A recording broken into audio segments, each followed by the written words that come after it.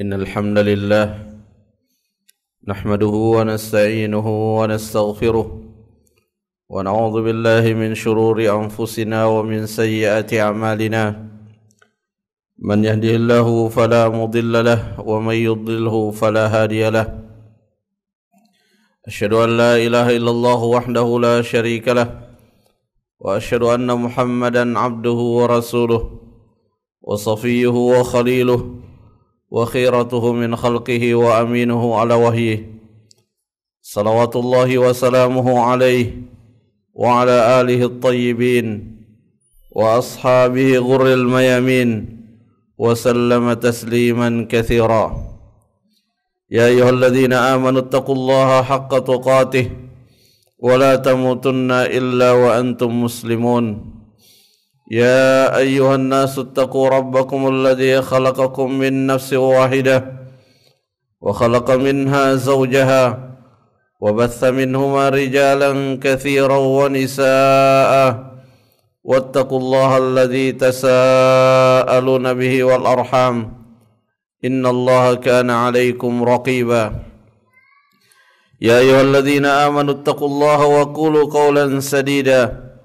يصلح لكم أعمالكم ويغفر لكم ذنوبكم ومن يطع الله ورسوله فقد فاز فوزا عظيما أما بعد فإن خير الكلام كلام الله وخير الهدى هدى محمد صلى الله عليه وسلم وشر الأمور محدثاتها فإن كل بدعة ضلالة معاشر المسلمين Jamaah salat Jumat rahimani wa rahimakumullah.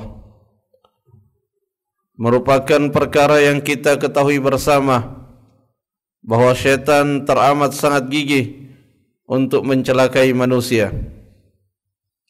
Hal tersebut telah ia nyatakan sebagaimana dikisahkan oleh Allah Subhanahu wa taala di dalam Al-Qur'an, "Tsumma la'atiyannahum min baini aydihim wa min khalfihim wa an aymanihim wa an syama'ilihim wa la tajidu aktsarahum syakirin."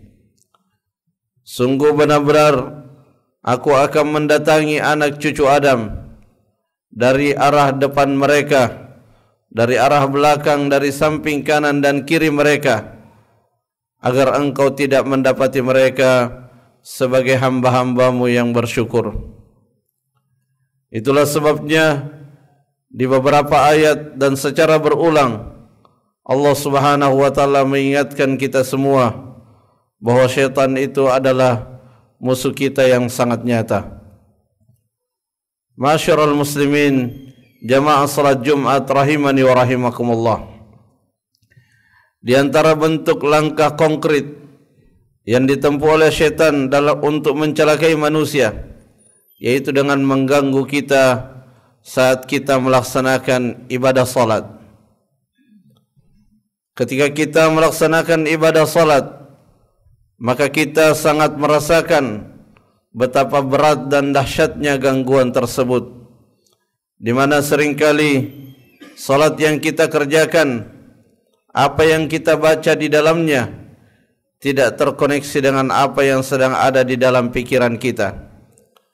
Dan itu diupayakan dengan sangat sungguh-sungguh karena syaitan mengetahui bahwa ketika seorang muslim berhasil di dalam salatnya, maka itu akan merepotkan tugas-tugasnya. Karena salat itu disyariatkan oleh Allah Subhanahu wa taala dengan satu tujuan yang besar, yaitu agar kita tercegah dari perbuatan keji dan mungkar. Tentu fungsi salat yang luar biasa tersebut hanya bisa kita dapatkan kalau kita bisa melaksanakannya sesuai dengan sunnah Nabi sallallahu alaihi wasallam, baik yang berkaitan dengan gerakan-gerakannya, demikian pula yang berkaitan dengan kekhusyuannya.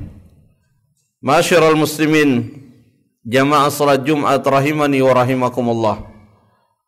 Kita bersyukur karena Nabi kita Nabiullah Muhammad sallallahu alaihi wasallam telah membekali kita semua beraneka ragam cara agar kita bisa terhindarkan dari gangguan syaitan saat kita sedang melaksanakan salat.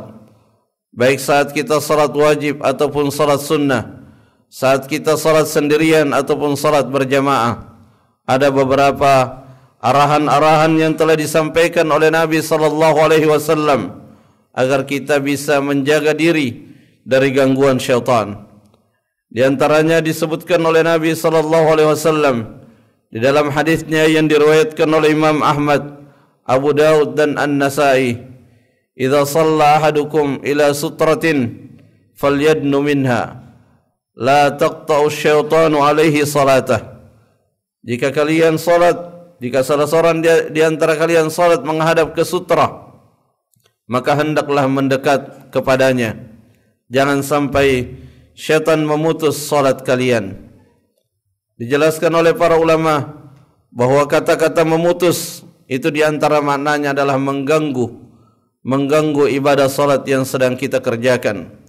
Dan ini juga sekaligus menunjukkan betapa pentingnya kita melaksanakan salat dengan menghadap ke sutra, menghadap ke pembatas pada saat kita salat sendirian atau saat kita salat berjamaah dan kita berposisi sebagai seorang imam.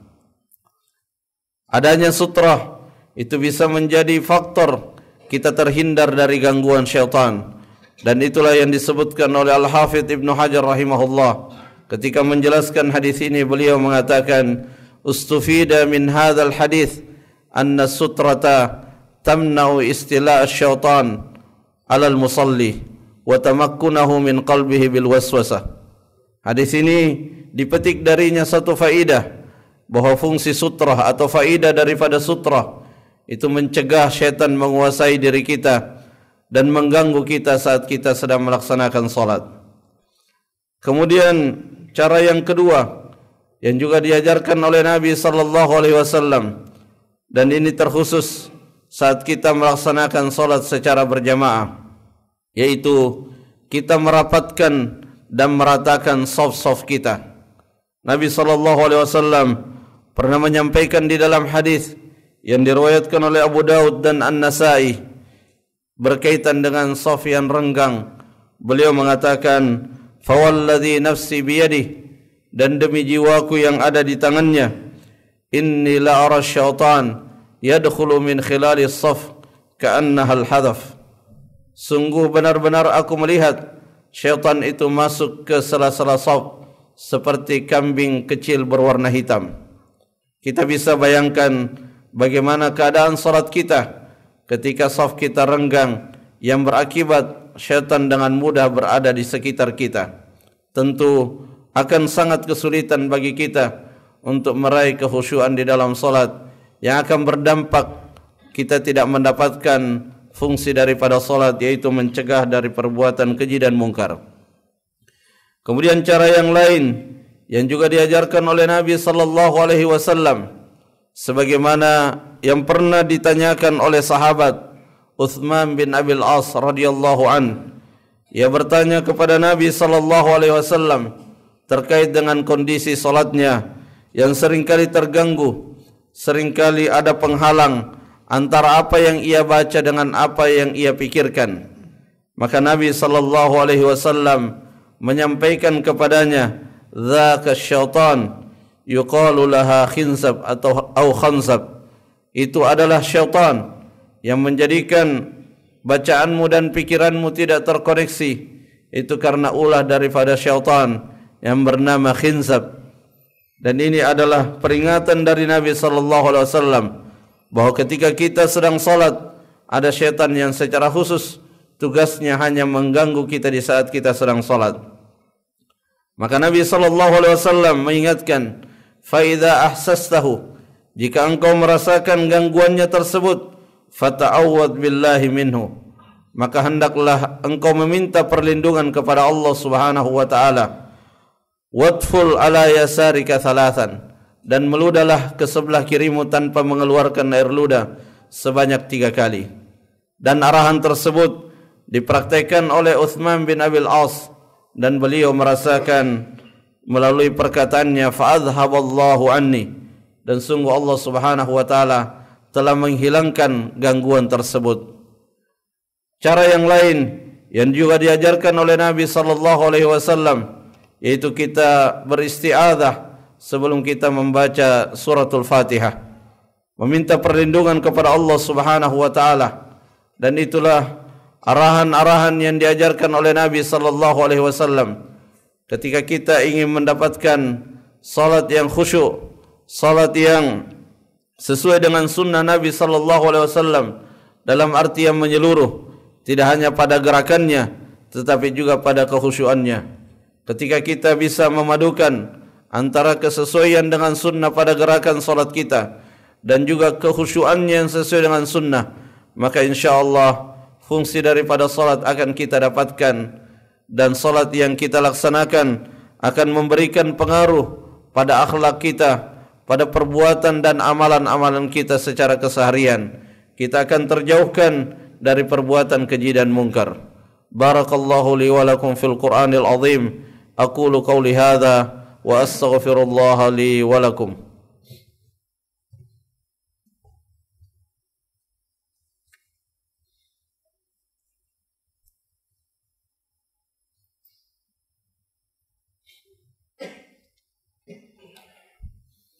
Alhamdulillahi ala ihsanih wa syukru lahu ala taufiqihi wa amtinanih. Asyhadu an la ilaha illallah wahdahu la syarika lah ta'ziman li sya'nih, wa asyhadu anna Muhammadan abduhu wa rasuluh adda ila ridwanih. Amma ba'd. Ibadallah, ittaqullaha haqqa taqwa wastamsiku bil urwatil wuthqa wahdharu sakhatal jabbar fa inna ajsadakum 'alan nari la taqwa. Bertakwalah kepada Allah dengan sebenar-benar ketakwaan dan berpegang teguhlah pada kalimat tauhid la ilaha illallah, dan berhati-hatilah dari kemurkaan Allah, karena sesungguhnya tubuh kita tidak sanggup menghadapi panasnya api neraka. Allahumma salli ala Muhammad wa ala ali Muhammad kama sallaita ala Ibrahim wa ala ali Ibrahim, wa barik ala Muhammad wa ala ali Muhammad kama barakta ala Ibrahim wa ala ali Ibrahim fil alamin innaka Hamidum Majid. Allahumma ighfir lil muslimina wal muslimat wal mu'minina wal mu'minat al ahya'i minhum wal amwat innaka sami'un qaribun mujibud da'wat ya qadhiyal hajat. Allahumma aminna fi awtanina wa asli ahwalana wa ahwalal muslimin wa waffiq ulata umurina bima tuhibbuhu wa tardah warzuqhumul bitanata as-salihah. Allahumma izzal Islam wal muslimin wa adhill asy-syirka wal musyrikin wa dammir a'da'aka a'da'ad-din.